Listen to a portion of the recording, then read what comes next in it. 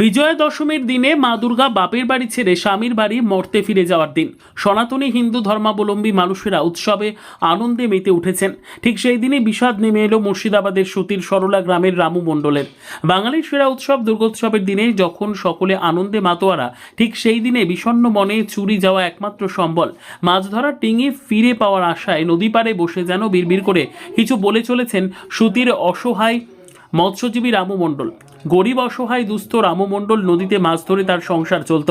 অনেক কষ্টে টিনের একটি ডিঙি বানিয়েছিলেন। সেই দিঘিতে করেই গঙ্গার ক্যানেলের নদীতে দিনের পর দিন সকাল থেকে সন্ধে, দুপুর থেকে রাত মাছ ধরে তা বিক্রি করেই চলত তার সংসার। হঠাৎ মহালয়ার পর দিন সংসার চালানোর একমাত্র সম্বল মাছ ধরার সেই টিনের ডিঙি চুরি হয়ে যায় রামুর। সুতির আহিরন ব্রিজের নিচে থাকা রামুর মাছ ধরার ডিঙি চুরি হয়ে যাওয়ায় 6 দিন ধরে টানা গঙ্গা নদীর পাশে বিষণ্ণ মনে টিনের ডিঙি ফিরে পাওয়ার আশায় বসে দিন যাপন করেছেন নাওয়া খাওয়া ছেড়ে।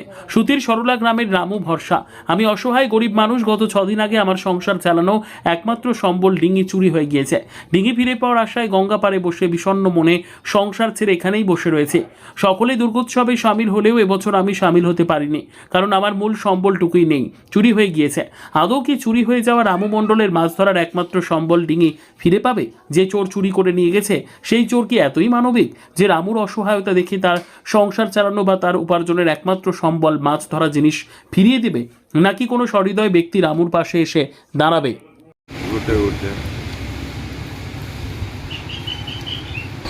ডিঙিটা গঙ্গার ধারে ছিল রাখা, 10 দিন 20 দিন পরে পরে মাছ ধরছি আমরা। তো কোনো রকম ভাবে করে সাদা চাপা খাই, টাচটা খাই, দিয়ে দেখতে তো চুরি করে নিয়েছি। কবে চুরি করেছে? আজ 5-6 দিন হয়ে গেল। থাকেন কোথায়? এইগুলাতে ঘুরে বেড়ায়, বৃষ্টি যে থাকি। ডিঙি হারিয়ে যাওয়া তো মন খারাপ। হ্যাঁ, মন খারাপ। আপনার নাম? রাম রাম।